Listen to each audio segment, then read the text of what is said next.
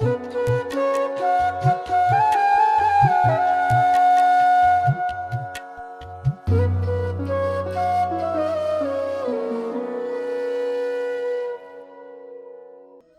कृष्णा। दोस्तों, आज मैं आपके लिए गीता के अध्याय 4 का महात्म्य लेकर आई हूँ, जिसका आधार ग्रंथ स्वयं गीता ही है। आशा करती हूँ आप इसके महत्व को अच्छी तरह समझने का प्रयास करेंगे। श्री भगवान लक्ष्मी जी से कहते हैं, हे प्रिय, अब मैं चौथे अध्याय का महात्म्य बतलाता हूँ। सुनो, गंगा के तट पर वाराणसी नाम की एक नगरी है। वहाँ विश्वनाथ जी के मंदिर में भरत नाम के एक योगनिष्ठ महात्मा रहते थे, जो प्रतिदिन आत्मचिंतन में तत्पर हो आदर पूर्वक गीता के चौथे अध्याय का पाठ किया करते थे। उसके अभ्यास से उनका मन निर्मल हो गया था। वे सर्दी गर्मी आदि द्वंद्वों से कभी व्यथित नहीं होते थे। एक समय की बात है, वे तपोधन नगर की सीमा में स्थित देवताओं का दर्शन करने की इच्छा से भ्रमण करते हुए नगर से बाहर निकल गए। वहाँ बेर के 2 वृक्ष थे। उन्हीं की जड़ में वे विश्राम करने लगे। एक वृक्ष की जड़ में उन्होंने अपना मस्तक रखा था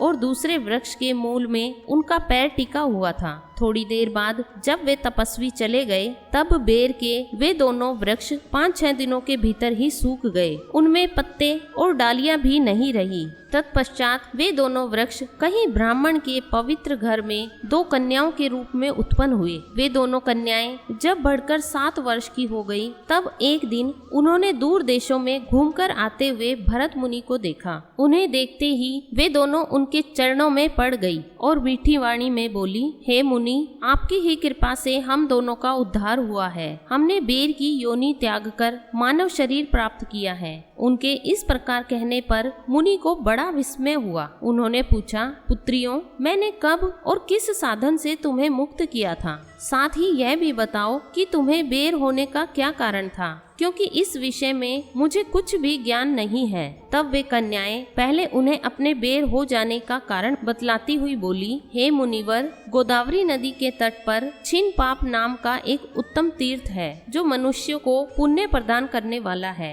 वह पावनता की चरम सीमा पर पहुंचा हुआ है। उस तीर्थ में सत्यतपा नामक एक तपस्वी बड़ी कठोर तपस्या कर रहे थे। वे ग्रीष्म ऋतु में प्रज्वलित अग्नियों के बीच बैठते थे। बारिश के समय में जल की धाराओं से उनके सिर के बाल सदा भीगे ही रहते थे और जाड़े के समय में जल में निवास करने के कारण उनके शरीर में हमेशा रोंगटे खड़े रहते थे। वे बाहर भीतर से सदा शुद्ध रहते, समय पर तपस्या करते तथा मन और इंद्रियों को संयम में रखते हुए परम शांति प्राप्त करके आत्मा में ही रमण करते थे। वे अपनी विद्वता के द्वारा जैसा व्याख्यान करते थे, उसे सुनने के लिए साक्षात ब्रह्मा जी भी प्रतिदिन उनके पास उपस्थित होते और प्रश्न करते थे। ब्रह्मा जी के साथ उनका संकोच नहीं रह गया था, अतः उनके आने पर भी वे सदा तपस्या में मग्न रहते थे। परमात्मा के ध्यान में निरंतर संलग्न रहने के कारण उनकी तपस्या सदा बढ़ती रहती थी। सत्य तपा को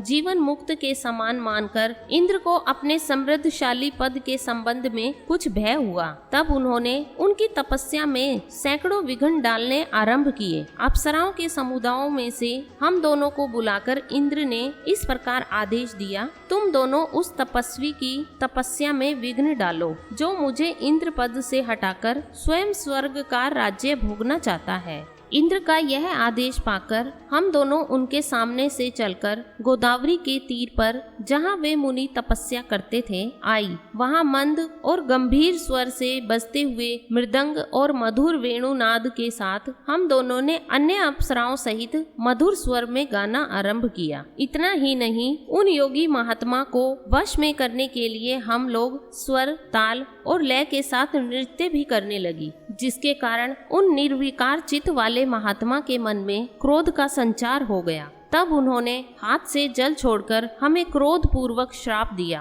तुम दोनों गंगा जी के तट पर बेर के वृक्ष हो जाओ। यह सुनकर हम लोगों ने बड़ी विनय के साथ कहा, महात्मा, हम दोनों पराधीन थी, अतः हमारे द्वारा जो दुष्कर्म बन गया है उसे आप क्षमा करें। यह कहकर हमने मुनि को प्रसन्न कर लिया। तब उन पवित्र चित्त वाले मुनि ने हमारे श्राप उद्धार की अवधि निश्चित करते हुए कहा, भरत मुनि के आने तक ही तुम पर यह श्राप लागू होगा। उसके बाद तुम लोगों का मृत्यु लोक में जन्म होगा और पूर्व जन्म की स्मृति बनी रहेगी। हे मुनिवर, जिस समय हम दोनों बेर वृक्ष के रूप में खड़ी थी, उस समय आपने हमारे समीप आकर गीता के चौथे अध्याय का जप करते हुए हमारा उद्धार किया था। अतः हम आपको प्रणाम करती हैं। आपने केवल शाप से ही नहीं, इस भयानक संसार से भी गीता के चौथे अध्याय के पाठ द्वारा हमें मुक्त कर दिया।